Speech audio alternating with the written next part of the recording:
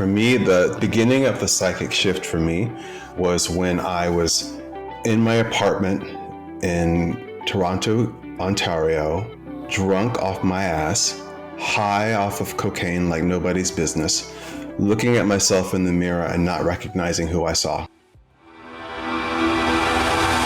I'm Heather Grzych, and this is the Wisdom of the Body podcast. This podcast explores the idea of body intelligence as the real key to learning the knowledge of life, or what we call Ayurveda in the ancient language of Sanskrit. We do that by connecting with today's creative leaders and experts who will help you listen to your body, trust your gut, and live in deeper harmony with nature. Come join me as we unlock the golden door to clear, direct perception and become very deep listeners. You can find the Wisdom of the Body podcast on Apple, Spotify, and Stitcher. You can also follow us by joining my email at heathergrish.com or on Instagram at heathergrish. I know you're going to love this podcast, so take a second right now to subscribe.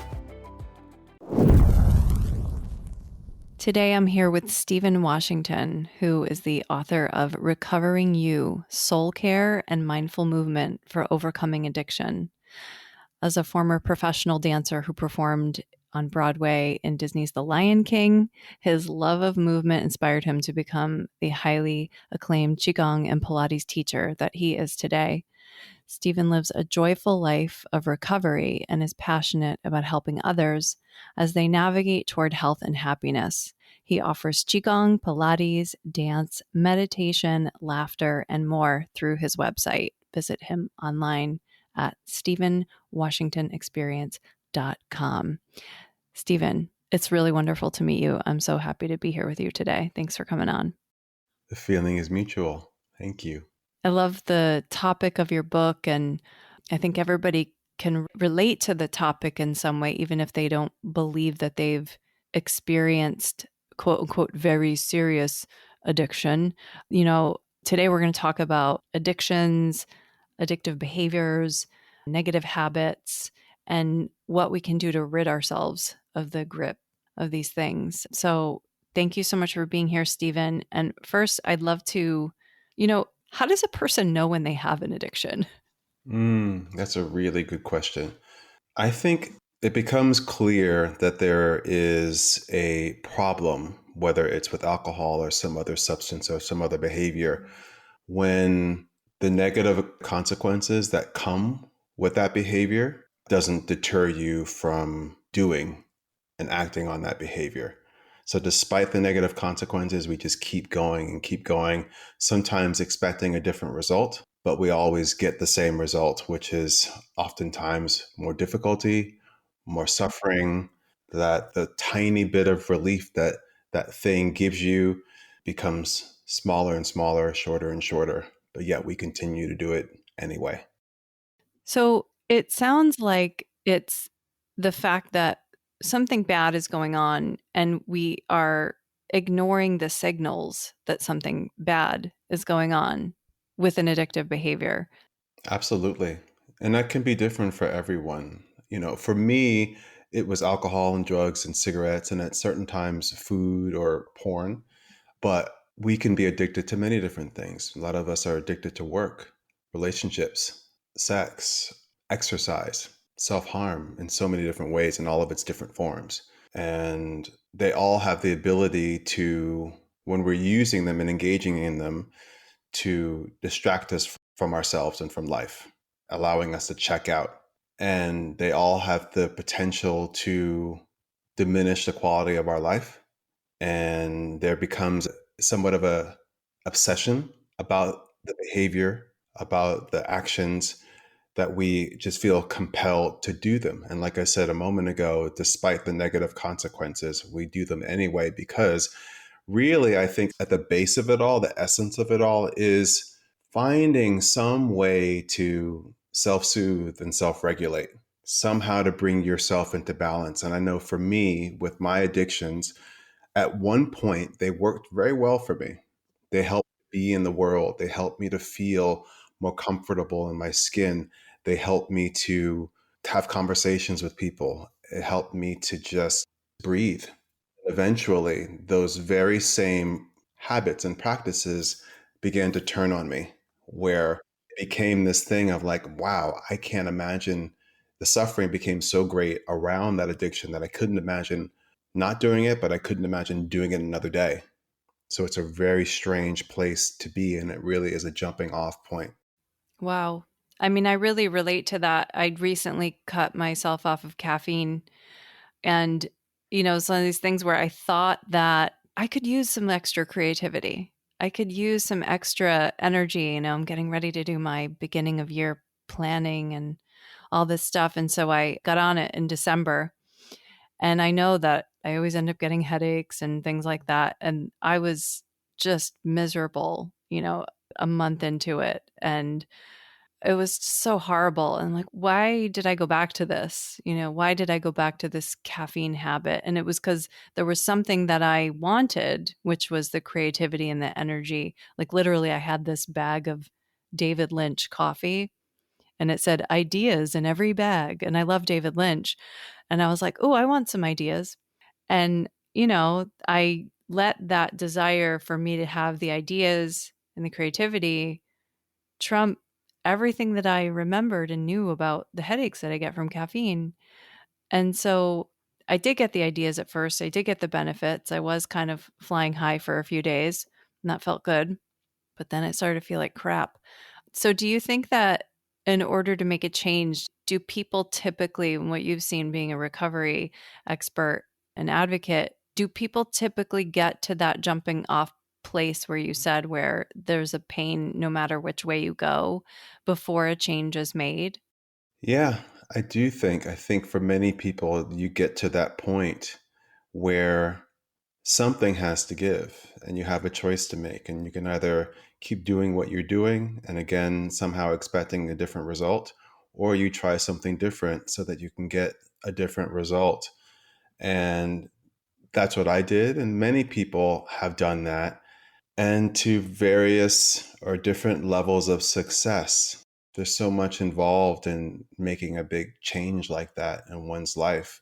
But I think you have to come to that point where you're desperate enough to try something new. I love your example of coffee and caffeine. I so identify with that. I tried to go from regular coffee to decaf, and it's so interesting because decaf tastes exactly the same as regular coffee. It's But in my there is cup this right now. but there is this idea of, oh, but I need the caffeine, I need this lift, I need this thing. And that's when I realized that, oh, it's not even just a physical craving, a physiological craving. It's also a psychological craving and obsession as well.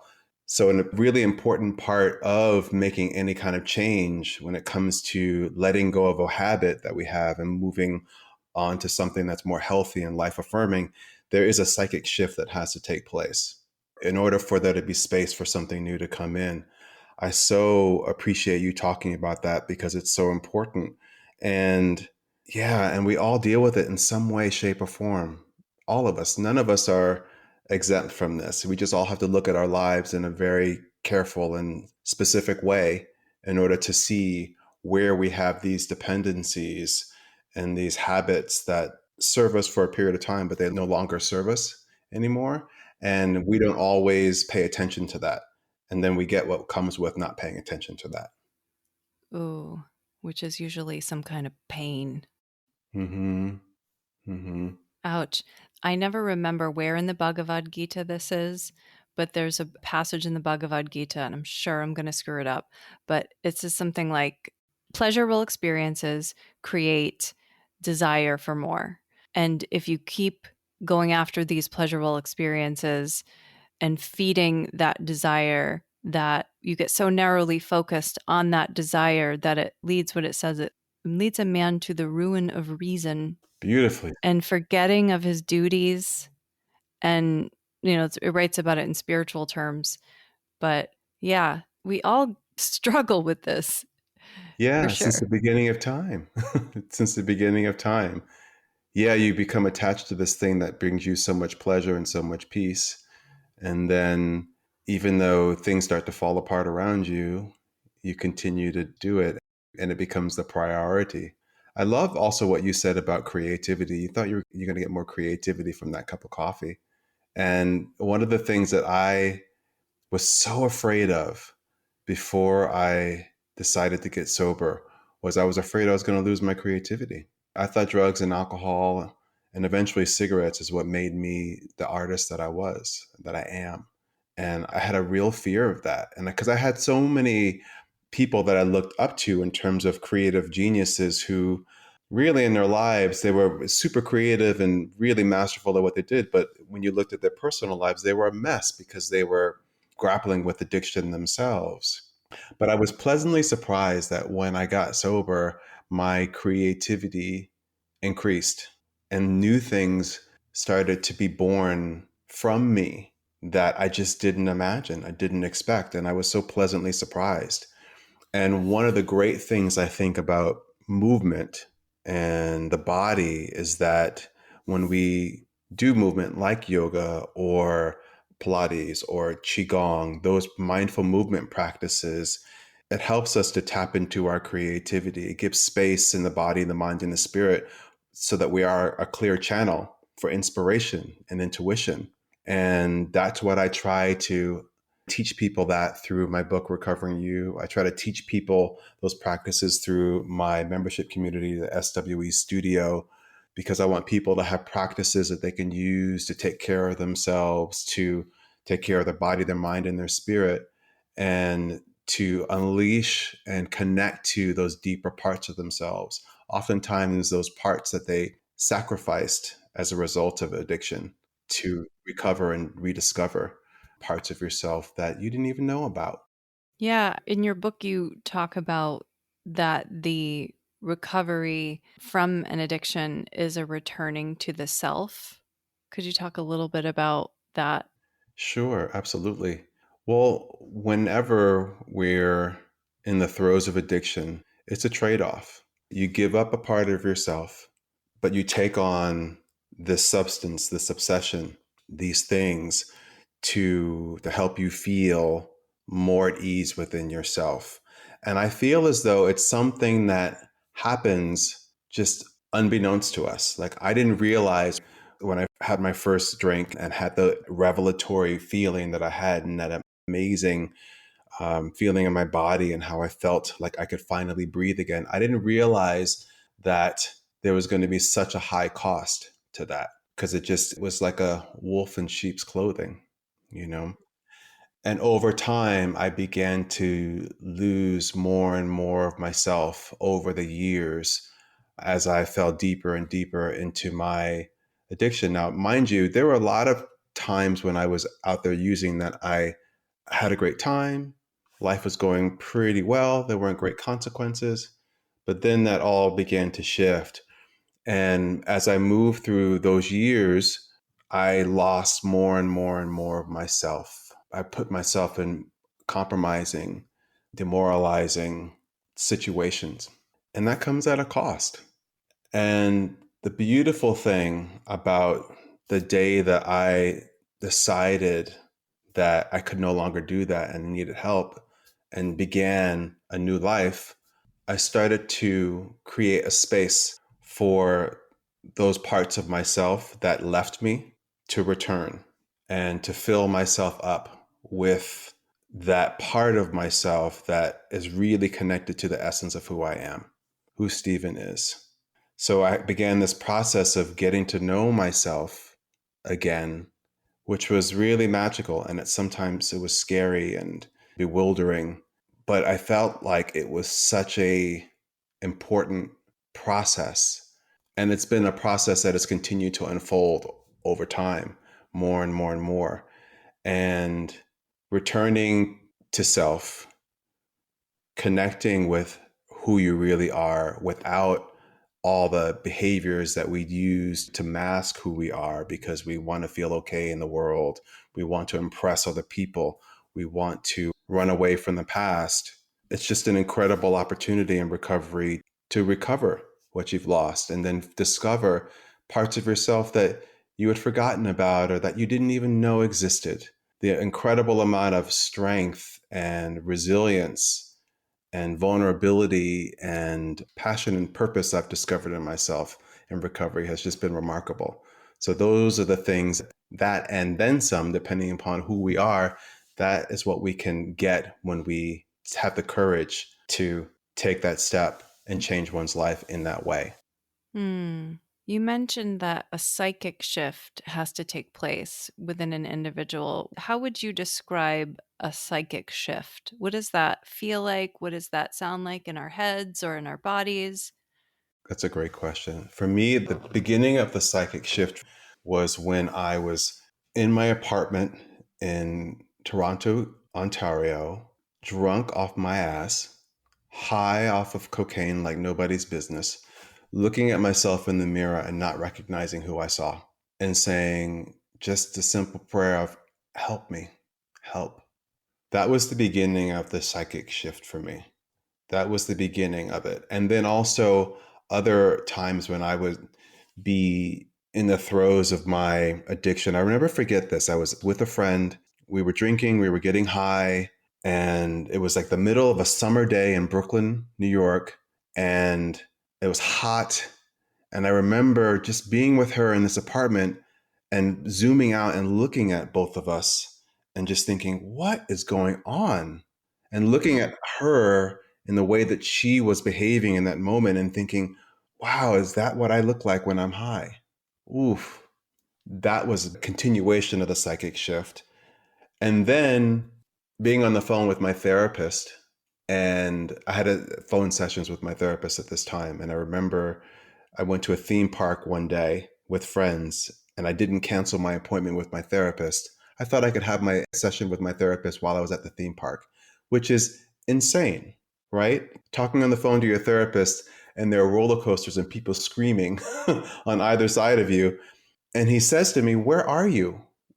And I tell him where I am. He said, why are we having this session when you're at a theme park? This does not make any sense. And he was very disappointed and he was very frustrated with me. And at first, I didn't realize the insanity of what I was doing. And then suddenly I got it. And that was a continuation of the psychic shift. Like, really, it's like I feel as though my body, mind, and my spirit had this armor around it. And these things would happen, it would chip away at the armor. And so the light could come in.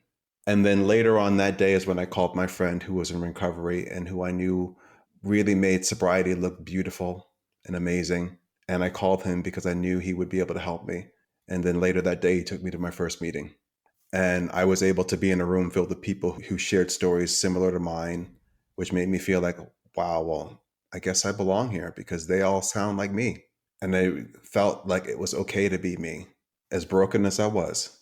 And that was what a psychic shift was like for me.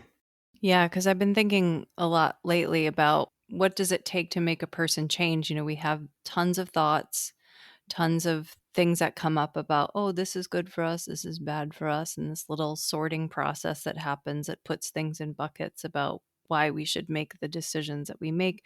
But it doesn't seem like when we make a real change, it doesn't really seem like it's in the head that it happens. And one of the things I was like observing as you were explaining the psychic shift, because I can see you on the camera right now, is like there was a lot of pointing to your chest even as you were going through that. Obviously, like so much. The other thing I observed as you were telling the story is just this, the awareness. It's like allowing the awareness to come through as well, like that intelligence that we have that's within us that we forget when we become narrowly focused on something we really want.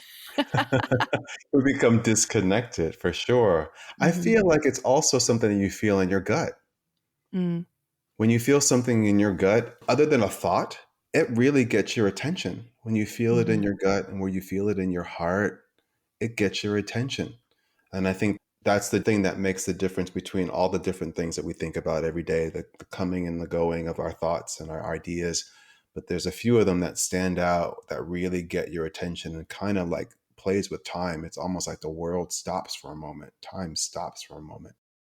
So recovery important, and then also once we've experienced something like that, the propensity for relapse is there, but also just this idea of preventing ourselves from getting into a situation where we could be vulnerable to something like that happening to us.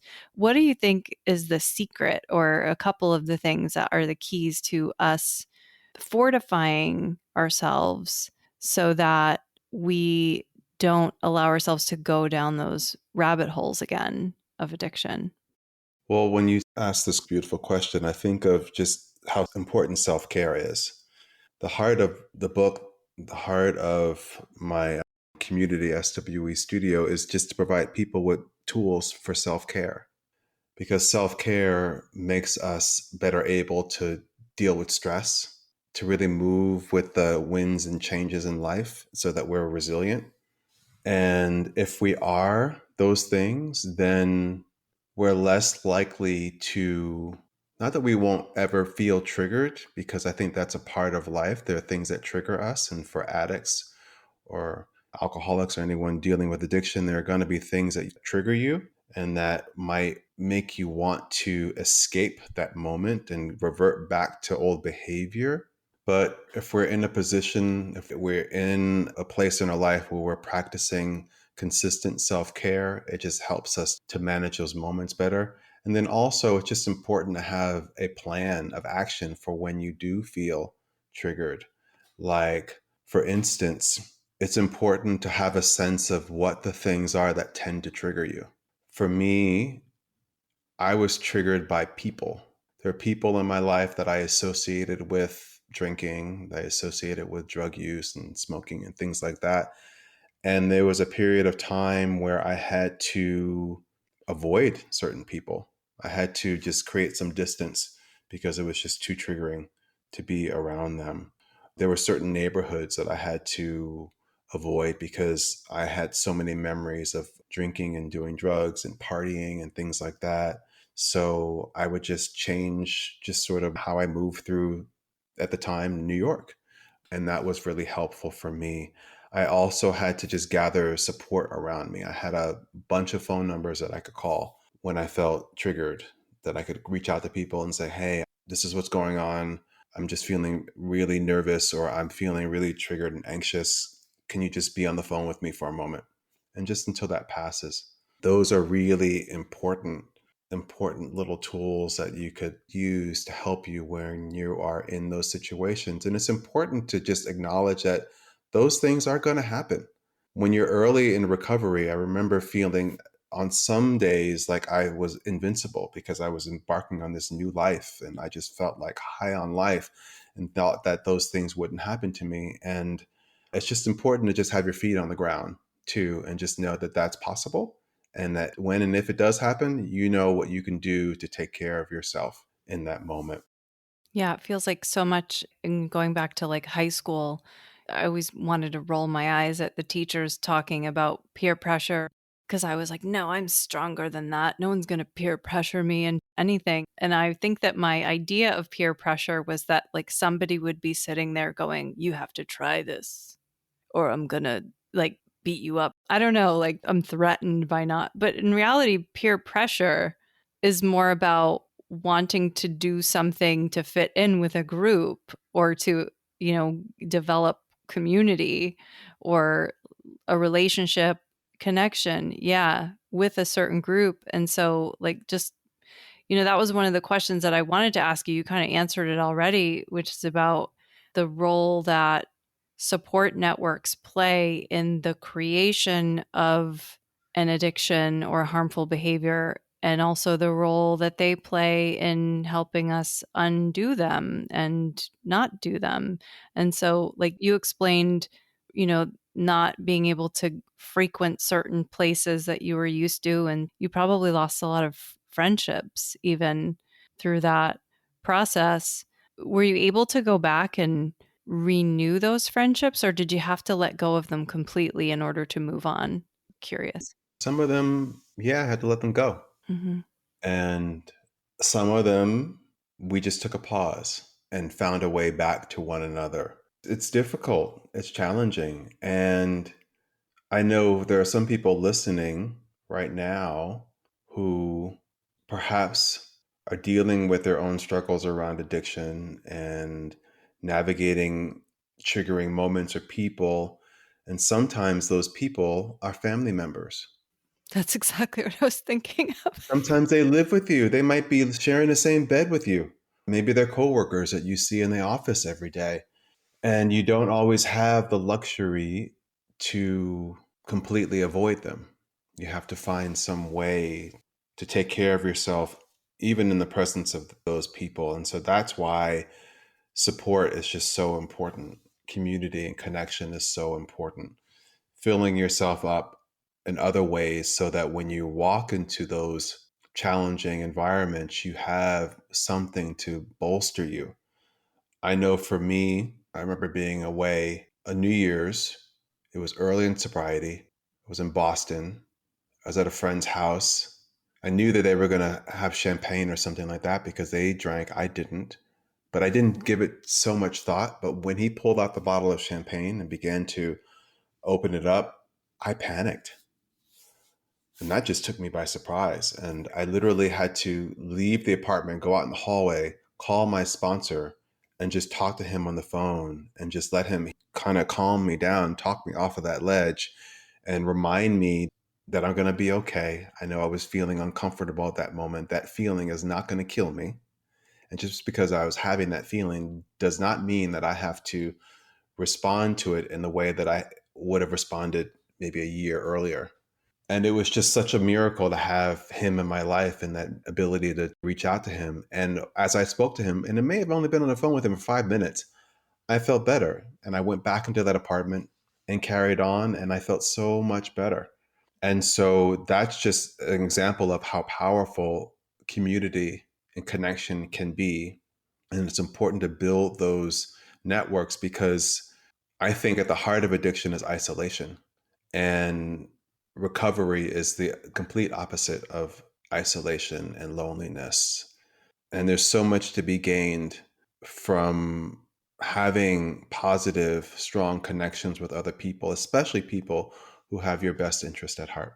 The isolation that you're talking about, are you talking only about the social isolation, or is there more isolation?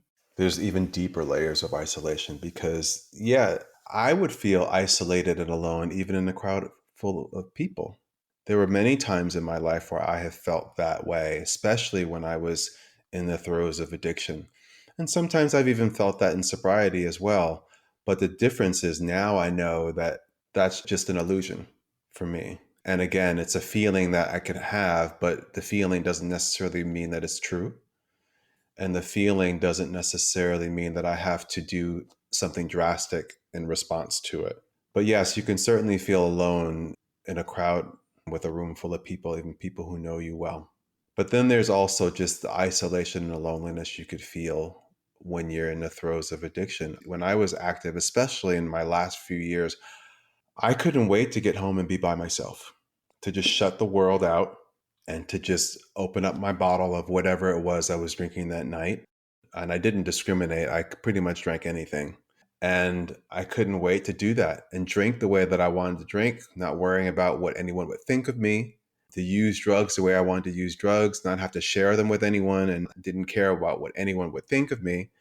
And I looked forward to that because it gave me that moment in time where I could just exhale. But if you're always, running, rushing home after you've taken care of your obligations just so that you can do that, your life is going to get smaller and smaller and smaller and smaller. And eventually, even for me, someone who is an introvert, I'm an introvert with some extroverted tendencies. Even for me, that became difficult to live with.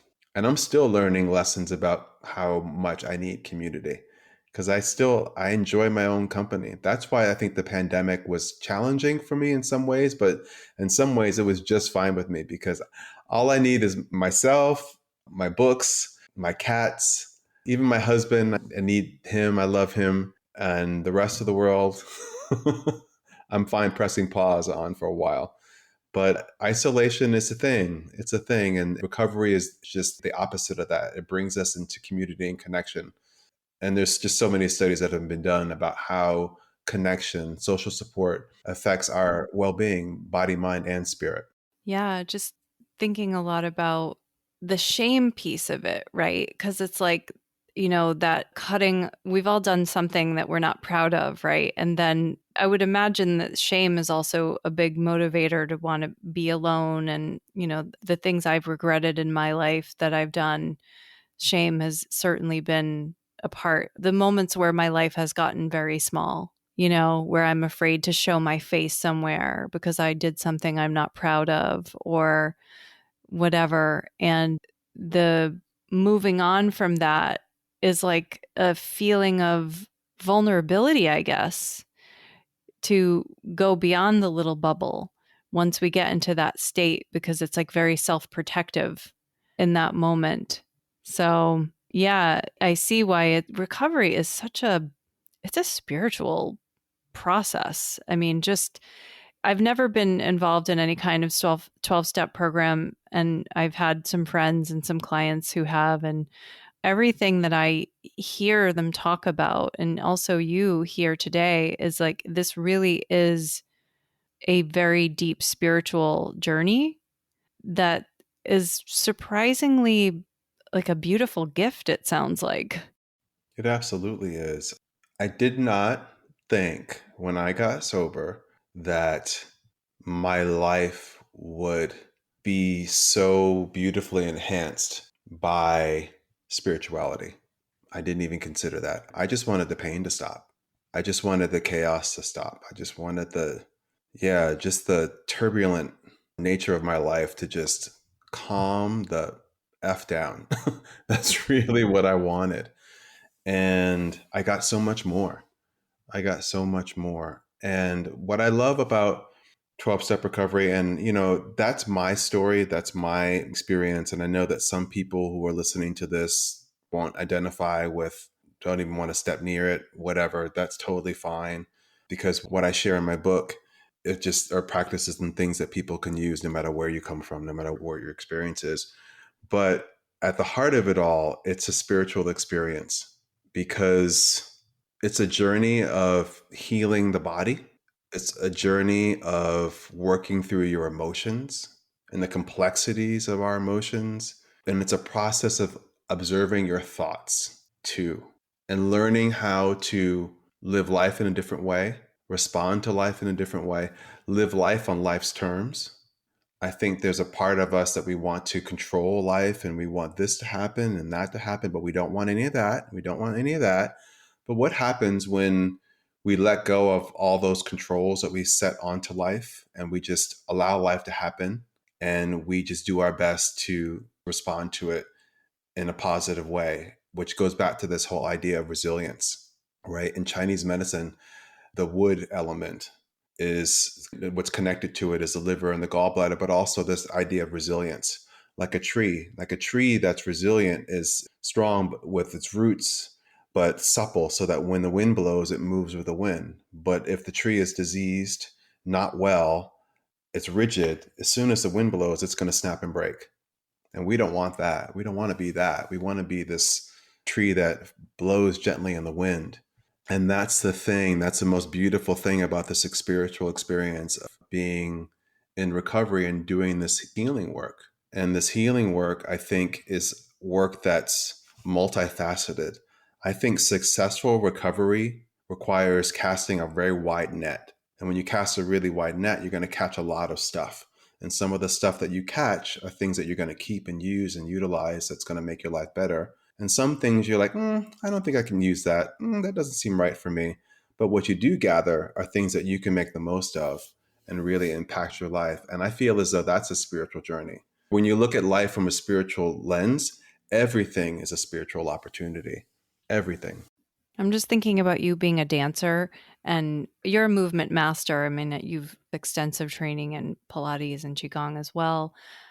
But going from, I know dance is technical, but in my mind, I have this belief that dance is somehow more free than some of the other types of movement practices. Like, I guess I could still call myself a yoga teacher. I always say I'm a former yoga teacher, but I always had this sense from, being a yoga teacher that was like my doorway to dance, because I was always so stiff all the time that the yoga sort of helped me move toward something that could be even more free than yoga or the sort of fixed masculine postures I was taught in my lineages.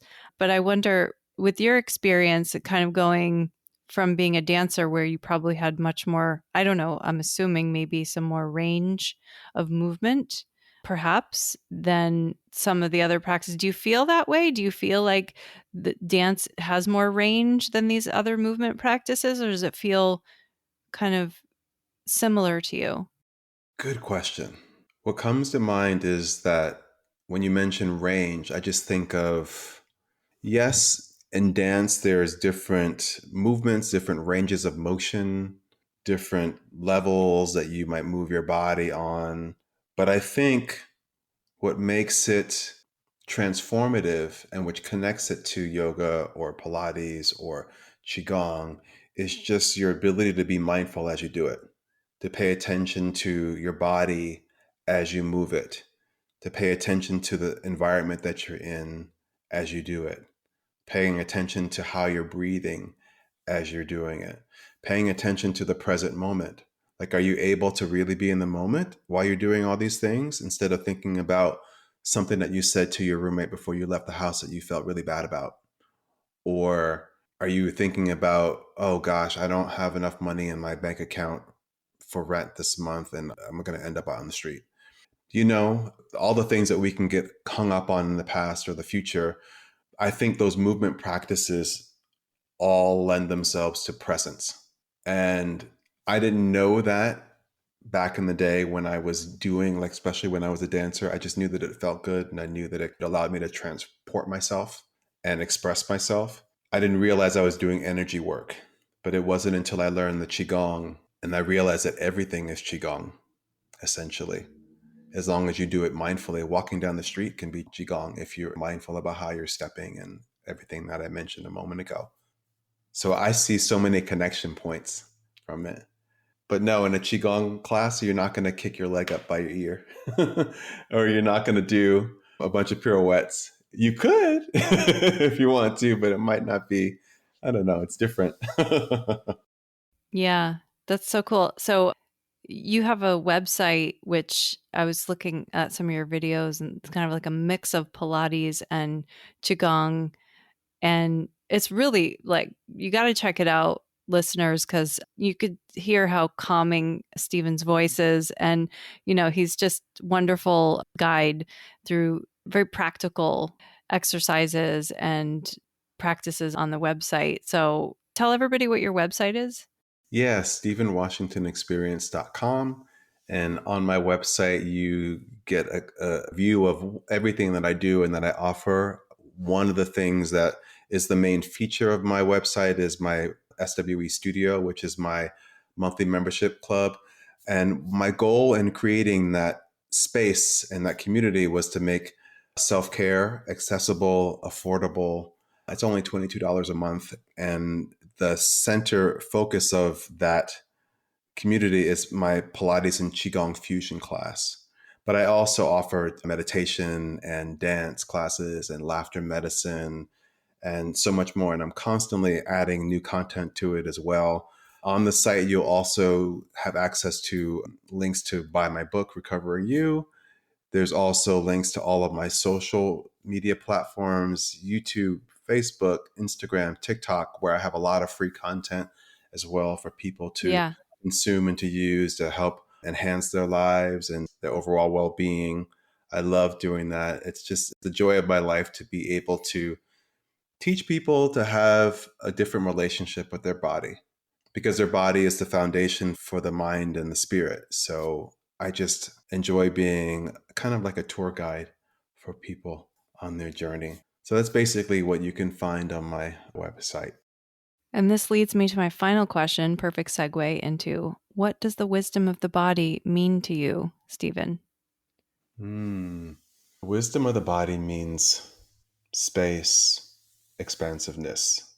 That's what it means to me, that the body, when it's given space to release what no longer serves it and to be open in a vessel to create and cultivate more of what it does need, then it allows us to feel what we feel without judgment, without fear. And also it allows the mind to open up to insight and intuition and guidance that filters through the mind all the way down through the body, through every cell in the body. So that is what the wisdom of the body means to me. Beautiful. Thank you so much for being here today, Stephen. It's been wonderful connecting with you and hearing your story. And I can't wait for everybody to check out your book. Thank you. It's so great to meet you, Heather. This has been a pleasure. I could do this all day. Lovely. Hey, you, I need your help getting the word out about something big and free that I'm offering this month that you might want to join, because it's something that anyone can join and all of us need more of. Fasting. You can fast from food. You can fast from a specific food, one meal, snacks between meals, a behavior, coffee, electronics after dark, whatever you're thinking of. What comes to mind for you? Let's get really inspired to let something go and then see what magic fills that space. It's really time to open up to the flow. Sign up for the free 3-day Give It Up challenge that I'm facilitating January 24th through 26th. You can go to my website at heathergrish.com and you'll find information about the event. I want to thank you for listening to this show. It brings me great pleasure to provide this content to you. I also want to let you know that I'll be making some very amazing announcements soon. And if you're not already on my email list, then I encourage you to go over to my website and subscribe to my email list so that I can keep you informed about these announcements that are going to be coming up very soon. So my website is heathergrish.com. That's Heather, GRZYCH.com. And I look forward to getting these important announcements to you very soon and connecting. Thank you for tuning in and dropping in with us today.